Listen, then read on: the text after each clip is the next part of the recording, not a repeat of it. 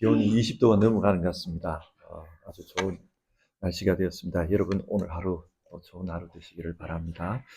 우리 사도신경으로 우리의 신앙을 같이 고백하겠습니다. 나는 전능하신 아버지 하나님 천지의 창조주를 믿습니다.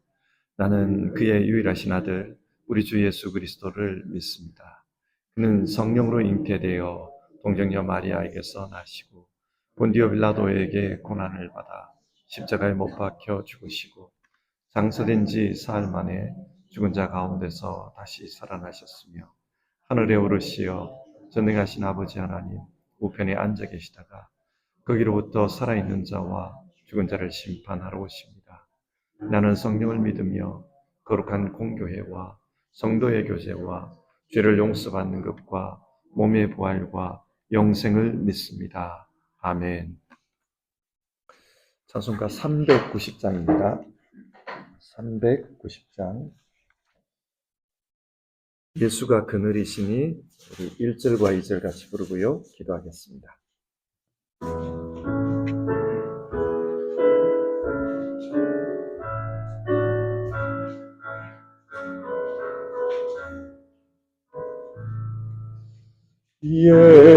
예수가 그늘이시니 즐겁고 평안하구나. 주야의 자고개는 예수가 거느리시네. 주 날 항상 돌보시고 날 친히 거느리시네. 주 날 항상 돌보시고 날 친히 거느리시네. 때때로 괴롭다하며 때때로 기쁨 누리네. 풍파 중에 지키시고 평안히 인도하시네. 주 날 항상 돌보시고 날 친히 거느리시네. 주 날 항상 돌보시고 날 친히 거느리시네.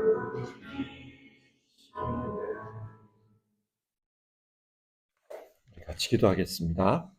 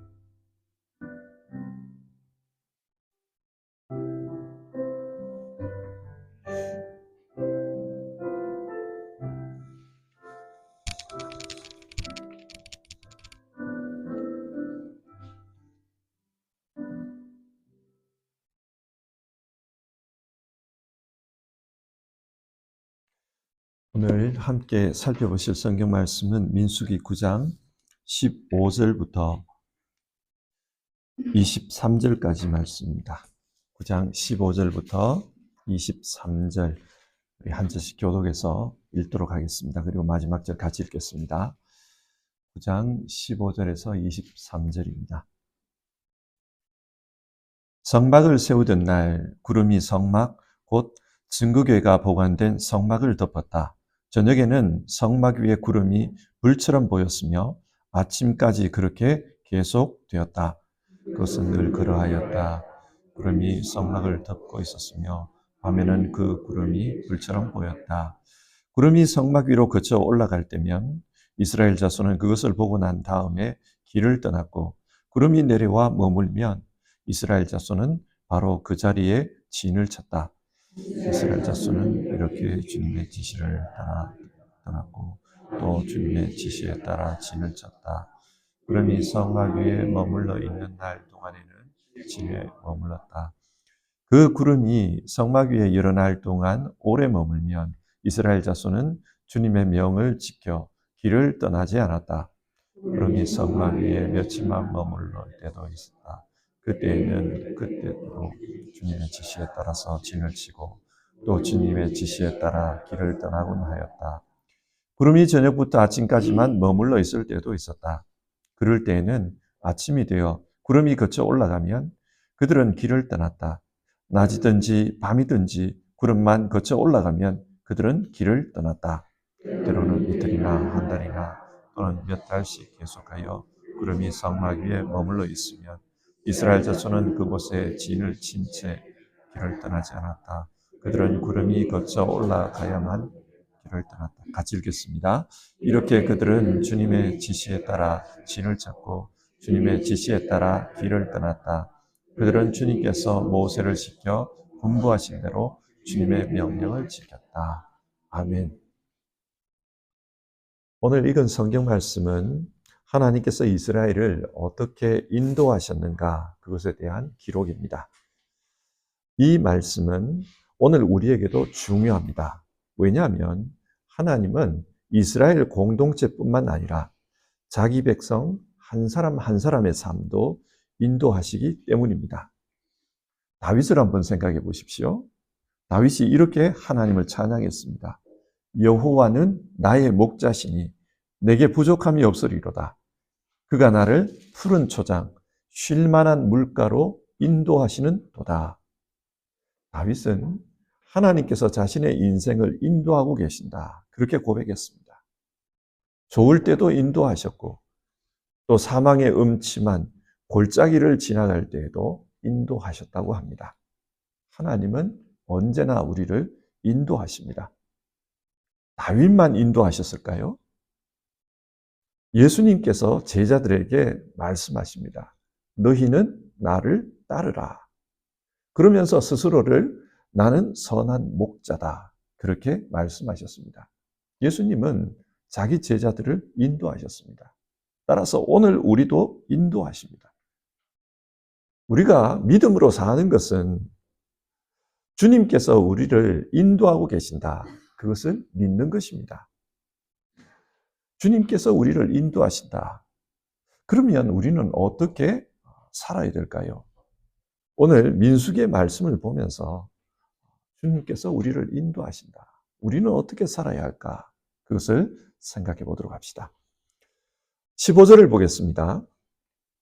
성막을 세우던 날 구름이 성막 곧 증거궤가 보관된 성막을 덮었다. 성막을 세우던 날은 출애굽한 지 제2년 1월 1일이었습니다.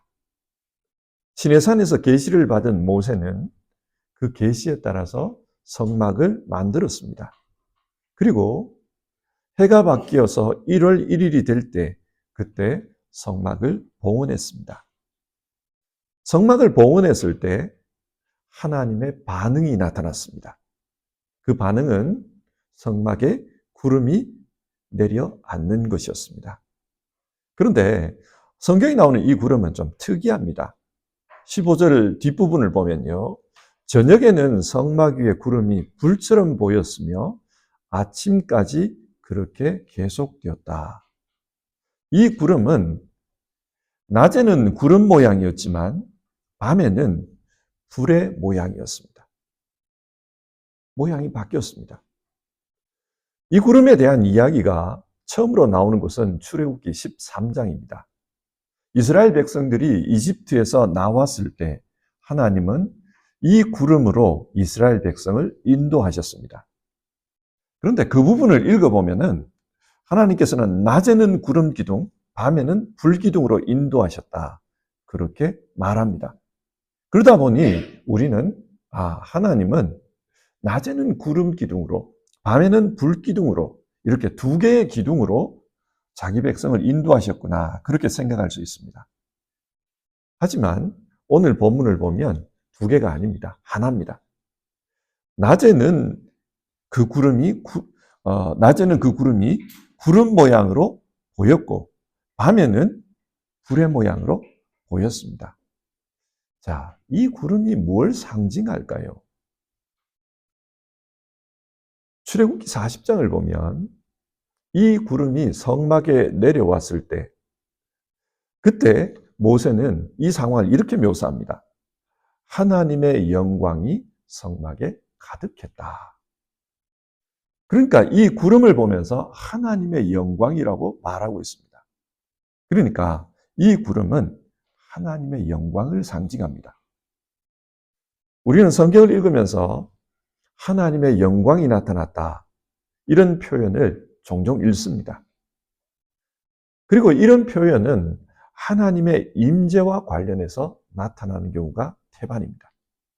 그러니까 성막에 구름이 가득했다. 이 말은 하나님께서 이 성막에 임재하셨다는 말입니다. 하나님은 자신의 임재를 이 신기한 구름을 통해 보여주셨던 겁니다. 몇 주 전에도 이 본문을 가지고 주일 설교를 했습니다. 그때도 말씀드렸던 것처럼 이 구름은 신약 성경으로 오면은 예수 그리스도 그리고 성령 하나님과 연관이 있습니다.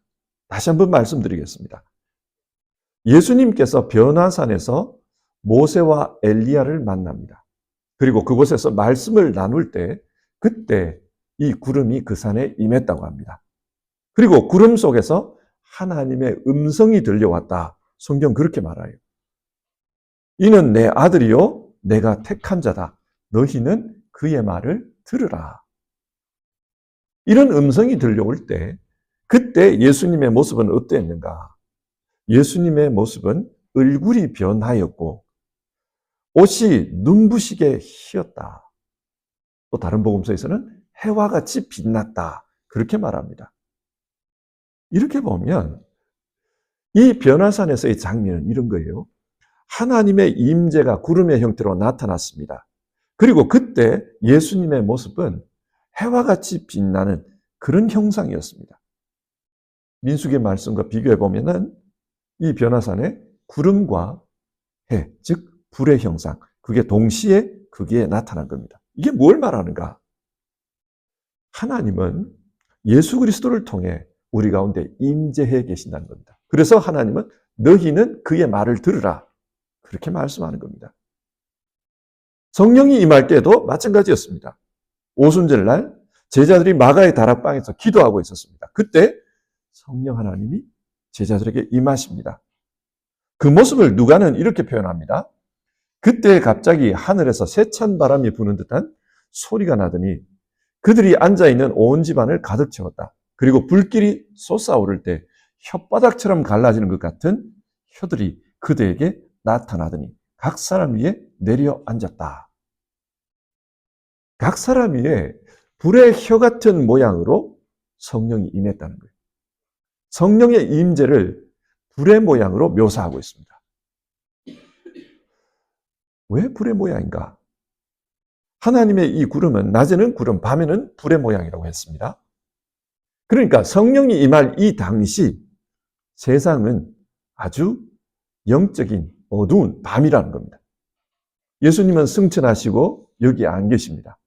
성령은 아직 오시지 않았습니다. 영적 공백 상태처럼 보입니다. 영적 밤이라는 거죠. 이 상황에서 성령은 불의 형상으로 각 사람에게 임합니다. 그리고 그 성령이 지금 우리와 함께 합니다. 그래서 성경은 우리의 몸을 성령의 전이라고 말합니다. 성령이 함께 하십니다. 마치 초라한 그 성막에 하나님이 임재하셔서 그 성막을 자신의 집으로 삼으신 것처럼 연약한 우리의 몸에 주의 영이 찾아오셔서 우리를 자신의 성전으로 삼고 있다는 말입니다. 뭘 의미합니까?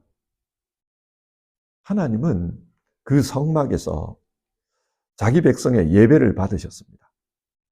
그래서 그 성막을 레위 사람들로 하여금 돌보게 했습니다.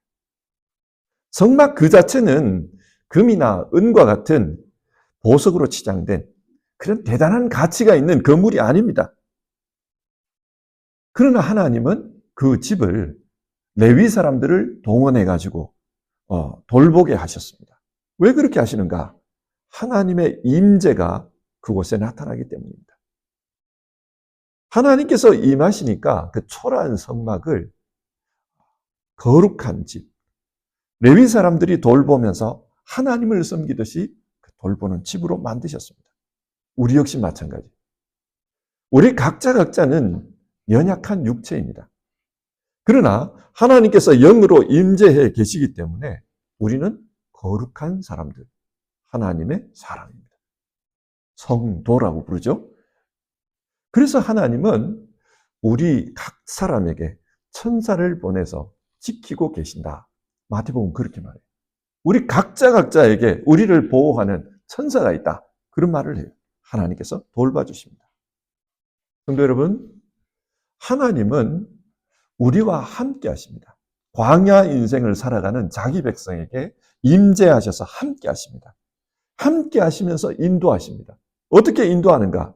하나님께서 보호해 주십니다. 천사를 통해 지키시고 악이 침범치 못하도록 그렇게 지켜주십니다. 살아가면서 외로울 때가 있어요. 혼자인 것처럼 느껴집니다. 그리고 뭔가를 해결을 해야 되는데 내 힘으로 잘 할 수 없을 때는 막연하게 느껴집니다. 참 외롭습니다. 그러나 그때에도 하나님은 우리와 함께 하신다는 것을 잊으면 안 됩니다. 하나님께서 함께 하십니다. 자, 17절을 보겠습니다. 구름이 성막 위로 거쳐 올라갈 때면 이스라엘 자손은 그것을 보고 난 다음에 길을 떠났고 구름이 내려와 머물면 이스라엘 자손은 바로 그 자리에 진을 쳤다. 하나님께서 이 구름을 통해서 가야 할 때와 머물러야 할 때를 말씀해 주셨습니다. 길을 떠나야 할 때는 구름이 성막에서 저 위로 올라갔다는 거예요. 그리고 머물러야 할 때는 또다시 위에 있던 그 구름이 성막에 내려와 앉았다는 겁니다. 그래서 이스라엘은 그것을 보면서 길을 떠나기도 하고 길을 멈추기도 했습니다. 근데 18절을 보면 성경은 이 부분을 이렇게 말합니다. 이스라엘 자손은 이렇게 주님의 지시에 따라 길을 떠났고 주님의 지시에 따라 진을 쳤다. 여기서 지시라고 번역된 이 말이 패라는 단어인데 이 패라는 단어는 이 말, 명령 그렇게 번역할 수 있습니다. 그러니까 지금 모세는 구름에 따라서 이렇게 가고 멈췄다. 이걸 표현을 할 때 하나님의 말씀에 따라 우리가 길을 떠났고 하나님의 말씀에 따라 길을 멈췄다. 이렇게 표현하고 있다는 거예요. 이게 무슨 말일까요? 구름이 하나님 말씀일까요? 그게 아닙니다. 하나님은 이스라엘에게 이 구름을 보고 움직여라. 그렇게 말씀했을 거예요. 이스라엘은 그 말씀에 순종했다는 겁니다. 중요한 것은 구름 그 자체가 아니라 이 구름을 보고 신호를 삼으라고 했던 하나님의 말씀입니다. 그래서 모세는 이 부분을 기록하면서 우리는 하나님의 입술, 그 입술에 따라서 움직였다. 그렇게 표현하고 있는 겁니다. 광야 인생을 사는 방법은 하나님의 말씀, 그 말씀을 따라가는 겁니다. 시편 119편 105절 주님의 말씀은 내 발의 등불이요 내 길의 빛이십니다. 하나님의 말씀이 우리를 인도하고 있다는 것을 여기서 이렇게 표현하고 있습니다. 우리는 성경을 읽는 가운데 하나님의 인도함을 받아야 돼요. 사실 그렇잖아요. 우리에게도 눈에 보이는 그런 구름 같은 게 있어가지고 내가 오늘 누구를 만나야 될까요? 어느 병원을 가야 될까요? 어디에 가야 될까요? 그런 구름 같은 게 있어가지고 보여지면 얼마나 좋겠습니까? 그런데 그렇지 않아요. 하나님은 오늘 우리에게 말씀으로 인도하십니다. 그래서 우리는 하나님 말씀을 묵상하는 가운데 내 마음속에 주시는 그 말씀, 그 지시를 분별하는 것이 중요합니다. 하나님은 말씀을 통해서 인도하신다. 우리 꼭 기억해야 돼요. 뿐만 아니라 하나님은 성령의 감동을 통해서 우리를 인도하십니다. 사도행전 16장을 보면은 사도 바울이 지금의 터키 땅, 특별히 그 서쪽 지역이죠. 터키 서쪽 지역에서 말씀 전하기를 원했다고 합니다. 그래서 그곳에 말씀 전하러 가기 위해서 이제 중부 지역 지나서 그곳으로 가려고 했는데 예수님의 영이 허락지 않더라는 거예요. 그래서 어쩔 수 없이 주님께서 허락하시는 곳이 어디일까? 그것을 찾아다니다 보니까 원치 않게 드로아까지 갔다는 겁니다. 그리고 거기에서 환상을 보았습니다. 마케도니아 사람 하나가 나타나서 우리에게로 건너와 우리를 도와라. 그렇게 손짓하는 것을 보았습니다. 바울은 이것이 주님의 지시라고 생각했습니다. 그래서 마케도니아로 건너갔다고 합니다. 자, 하나님의 지시가 환상 가운데 나타났습니다. 성령님께서 주신 지시지요. 그리고 이런 지시는 기도하는 사람들에게 보여지는 겁니다. 그래서 우리는 항상 기도하면서 하나님의 인도하심을 구해야 합니다. 하나님, 어디로 가야 합니까? 내 인생 어떤 결정을 내려야 합니까? 갈 바를 몰라서 기도하는 그 가운데 하나님은 우리에게 응답을 주신다는 사실입니다. 기도가 중요합니다. 그런데 오늘 19절 이하를 보면은 이 구름이 어떤 경우에는 여러 날 동안 그 성막에 머물러 있었다. 그렇게 말합니다. 22절을 보면은 어떤 때는 한 달이나 또는 몇 달씩 구름이 성막에 머물러 있었다. 그렇게 말합니다. 자, 지금 이 민수기 9장의 사람들의 심정이 한번 되어보십시오. 약속의 땅에 들어갈 수 있다. 그 약속을 받았어요.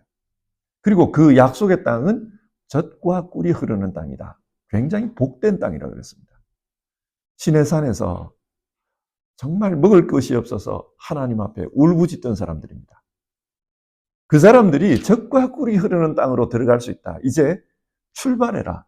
이 이야기를 들었을 때 마음이 얼마나 조급했겠습니까? 빨리 가고 싶다. 빨리 그곳에 들어가서 복되게 살고 싶다. 그런 생각을 했을 거예요. 그런데 어떤 때는 몇 달씩 안 움직인다. 빨리 가야 되는데 안 움직이는 거예요. 그러면 이 사람들의 마음속에 어떤 게 생기겠습니까? 조바심이 생깁니다. 이게 하나님 뜻 아닐까? 내가 잘못 본 것 아닐까? 하나님 움직이셨는데 우리가 못 본 것 아닐까? 온갖 생각 다 합니다. 그런데 기다려야 돼요. 그게 중요합니다.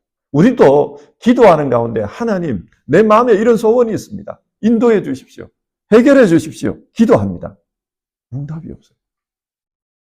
아마 우리 어르신들 가운데 자녀들의 그 결혼을 위해서 기도하시는 분들 많이 계실 거예요.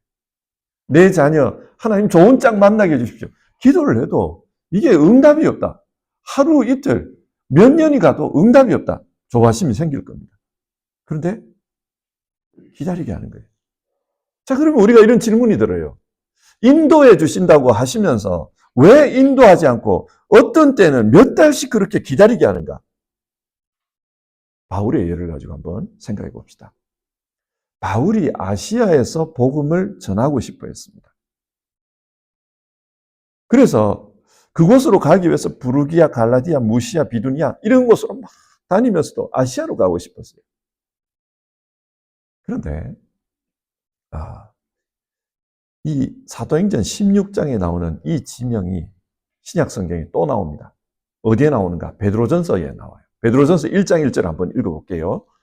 예수 그리스도의 사도인 베드로가 본도와 갈라디아와 갑바도기아와 아시아의 비두니아에 흩어져서 사는 나그네들인 택하심을 입은 이들에게 이 편지를 씁니다.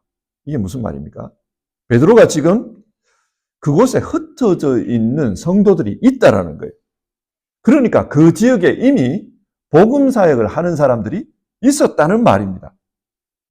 바울 자신이 몰랐을 뿐 하나님은 이미 사람을 보내서 거기서 복음 사역을 하게 했다는 거예요. 그렇기 때문에 베드로는 지금 그들과 연락을 주고받으면서 그들에게 이렇게 신앙생활 하십시오. 그걸 권면하고 있는 겁니다. 바울의 입장에서 보면은 하나님 왜 그쪽으로 안 보내주십니까? 거기가 정말 중요한 지역이고 거기서 복음을 전하면은 금방 이 아시아 지역에 복음이 전파될 것 같은데 왜 그쪽으로 안 보내주십니까? 그런 생각이 있었을 거예요. 그런데 하나님의 입장에서 보면은 이미 그곳에 보내놓은 거예요. 사람들을 보내놓았고 그들을 통해서 복음이 전해지게 했습니다. 자칫 바울이 들어가면 충돌이 생길 수도 있습니다. 하나님의 관점에서는 이유가 있어서 보내지 않는 겁니다. 바울은 계속 기도하고 있지만 하나님의 관점에서는 이유가 있는 거예요. 그래서 하나님은 다른 데로 보내는 겁니다. 너는 마케도니아로 가라. 우리 역시 이럴 수 있습니다. 나는 답답하지만 하나님의 입장에서는 이유가 있을 수 있습니다. 왜 응답하지 않습니까? 그렇게 말하지만 하나님의 입장에서는 지금 응답할 수 없는 사정이 있을 수 있다는 겁니다. 성도 여러분, 우리가 기도하면서 이 부분을 놓치면 안 됩니다. 하나님께서 우리의 기도를 통해서 들으시고 인도해 주십니다. 그런데 때로는 우리로 하여금 머물라, 기다리라 그렇게 하실 수 있다는 사실입니다. 이걸 꼭 기억해야 합니다. 19절을 다시 보겠습니다. 그 구름이 성막 위에 여러 날 동안 오래 머물면 이스라엘 자손은 주님의 명을 지켜 길을 떠나지 않았다. 여기에 주님의 명을 지켜라는 말이 나옵니다. 한국말로 보면 하나님의 지시를 따랐다는 거나 이 명을 따랐다는 것, 이게 뭐 같은 말처럼 보이는데 히브리 말을 보면 엄연히 다른 단어예요. 그래서 이 19절을 조금 다르게 번역해 보면은 구름이 성막 위에 오래 머물면 이스라엘 자손은 그곳에 머물며 주님께서 맡긴 직임을 감당했다. 그렇게 번역할 수 있습니다. 이 명이라는 말이 하나님께서 내게 맡겨주신 명령, 직임, 그렇게 번역할 수가 있습니다. 하나님께서 멈추라고 한 이유는 거기서 네가 해야 될 일이 있다는 거예요. 지금 뭔가를 해야 된다는 겁니다. 사도행전 17장과 18장을 보면요. 바울이 마케도니아에서 복음을 전합니다. 그런데 복음이 왕성하게 일어나니까 그 지역에 머물던 유대 사람들이 반대를 했다는 거예요. 법정에다가 고소를 했습니다. 그래서 떠날 수밖에 없었습니다. 바울이 그래서 데살로니가를 떠나서 베레아로 갔고 베레아를 떠나서 아테네로 갔다는 말이 나옵니다. 가는 데마다 따라오면서 이 사람들이 반대를 했습니다. 그래서 계속 떠난 거예요.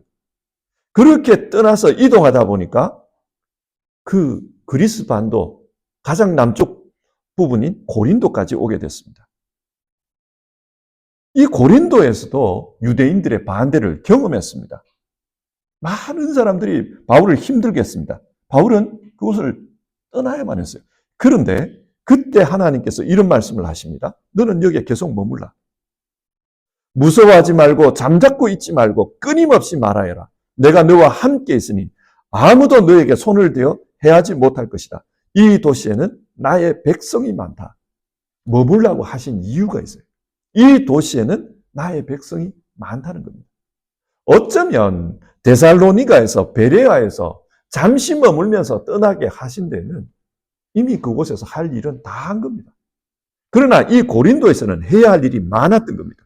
그래서 반대가 있고 박해가 있어도 1년 반 동안 이곳에 계속 머물게 했습니다. 여러분, 우리도 마찬가지입니다. 하나님께서 인도하시는 가운데 어떤 곳에서는 상황은 지금하고 똑같은데, 똑같은 상황인데 어떤 곳에서는 더 머물고 더 지체하게 하는 그런 경우가 있습니다. 그럴 때 우리는 이곳에 하나님께서 나로 하여금 하게 하시는 일이 있다. 우리는 그것을 생각해야 합니다. 내가 기도하는데 기도의 진도가 안 나간다. 이 기도에서 막혀가지고 응답이 없어서 이 기도에 계속 막혀있다. 그러면 그 부분에 하나님께서 맡겨놓으신 명령이 있을 수 있다. 우리는 그것을 알아야 합니다. 그래서 철저하게 기도하는 가운데 민감하게 하나님의 인도하심을 헤아리는 것이 우리에게 요구됩니다. 말씀을 맺겠습니다. 우리는 이 세상을 살면서 자신의 연약함을 느낄 때가 많습니다. 자신이 연약하다는 것을 알면은 어떤 부분에서는 불안함이 느껴집니다. 그러나 여러분, 이런 우리를 하나님께서 인도하고 계십니다. 하나님의 인도하심을 의심하지 말고 우리가 해야 될 일은 그 하나님의 인도하심에 민감하게 반응하며 나는 따라가겠습니다. 그 일에 힘써야 합니다. 불안해할 것이 우리의 일이 아니라 주님의 인도하심에 내가 순종하며 따라가겠습니다. 그게 우리가 할 일입니다. 하나님이 어떻게 인도하십니까? 오늘 성경을 보면은 신비한 구름을 통해 하나님의 임재를 통해서 그렇게 인도한다고 했습니다. 이 하나님의 임재는 오늘 우리에게 하나님의 말씀을 통해서 나타나고 또 기도하는 가운데 나타납니다. 그러므로 여러분, 우리는 하나님의 말씀을 읽는 가운데 하나님, 내 삶을 어디로 인도하십니까? 하나님께서 성령을 통해 우리를 깨우쳐 주기를 우리는 늘 간구해야 합니다. 그리고 기도하는 가운데 하나님, 나로 하여금 분별할 수 있게 해주시옵소서. 내 마음이 하나님의 인도하심을 알 수 있도록 도와주시옵소서. 우리는 그게 필요합니다. 그리고 혹여 인도하심에도 불구하고 진도가 안 나간다. 그러면 지금 나에게 어떤 뜻을 가지고 지금 여기서 해야 한다고, 뭘 해야 한다고 말씀하시는지 그걸 분별하는 게 중요합니다. 성도 여러분, 하나님의 인도하심을 믿으면서 그 인도하심에 순종하겠다는 마음으로 오늘 아침 기도하고 하루를 시작합시다. 우리 384장입니다. 384장.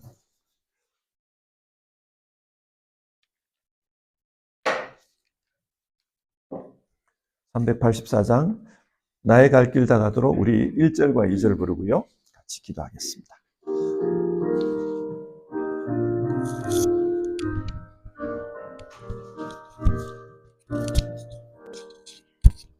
나의 갈 길 다 가도록 예수 인도하시니 내 주 안에 있는 그를 어찌 의심하리요. 믿음으로 사는 자는 하늘 위로 받겠네. 무슨 일을 만나든지 만사형통하리요.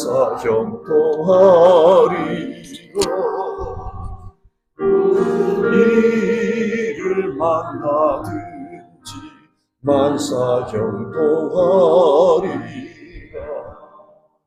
나의 갈 길 다 가도록 예수 인도하시니 어려운 일 당할 때도 족한 은혜 주시네.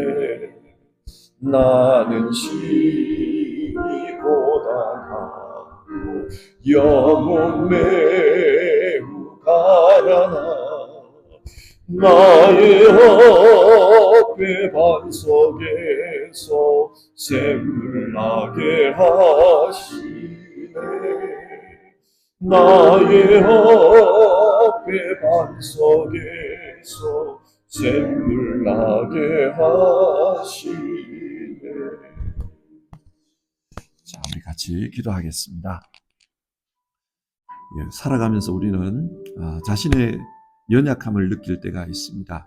건강의 문제에 있어서 그럴 수 있고 어떤 일을 원하지만은 내 힘으로 할 수 없을 때 그런 걸 느낍니다. 그러나 오늘 성경이 말씀하는 것은 하나님은 자기 백성에게 임재하셔서 함께 하고 계시고 또 인도하고 계신다는 겁니다. 예수 그리스도께서 성령을 통해 우리 가운데 임재하셔서 우리의 선한 목자로서 인도해 주십니다. 우리는 그걸 믿으며 살아야 합니다. 주님께서 인도해 주신다. 우리가 그것을 믿는다면 그 인도하심에 순종하며 살겠습니다. 우리가 그게 필요해요. 그래서 오늘 아침에 같이 기도하기를 바라는 것은 주님께서 성경 말씀을 통해서 또 내가 기도하는 가운데 성령님의 감동으로 인도해 주시기를 바랍니다. 하나님의 말씀을 깨달을 수 있고 기도하는 가운데 성령의 인도하심을 분별할 수 있도록 도와주시옵소서. 그리고 인도하실 때 정말 순종하며 따라갈 수 있게 하옵소서. 우리 그렇게 기도했으면 좋겠습니다. 그리고 한국을 위해서 기도했으면 좋겠습니다. 오늘 새벽에 대통령이 파면됐습니다. 이제 여러 가지 또 혼란스러운 그런 과정들이 있을 텐데 우리를 인도하시는 하나님께서 한국을 인도해 주시기를 바랍니다. 그래서 하나님의 인도하심 가운데 정말 하나님의 뜻을 향해 나아가는 나라 될 수 있도록 도와주시옵소서. 우리 그렇게 같이 기도했으면 합니다. 기도하겠습니다.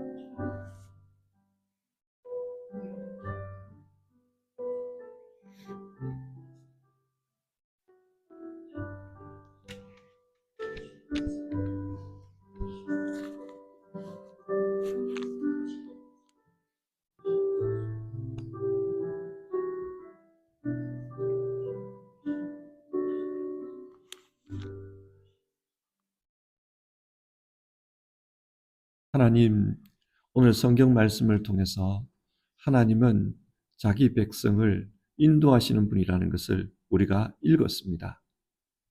하나님 우리와 함께 하시면서 지금도 우리를 인도하시는 줄 믿습니다. 우리 안에 성령 하나님 임재해 계시면서 우리의 가야 할 길들을 지키시고 인도하고 계시는 것을 우리가 믿습니다. 우리가 이 믿음 가지고 이 세상 살게 하시고 주여 이 믿음 가지고 살아갈 때 어떤 일을 만나든지 불안해하거나 정말 막연해하지 않고 주님의 인도하심을 믿으며 주님 인도하시옵소서 내가 순종하겠습니다. 그런 마음으로 살아가는 우리 되게 하옵소서. 주님 오늘도 하나님의 말씀을 통해서 또 우리가 기도하는 가운데 하나님께서 인도하시는 줄 믿습니다.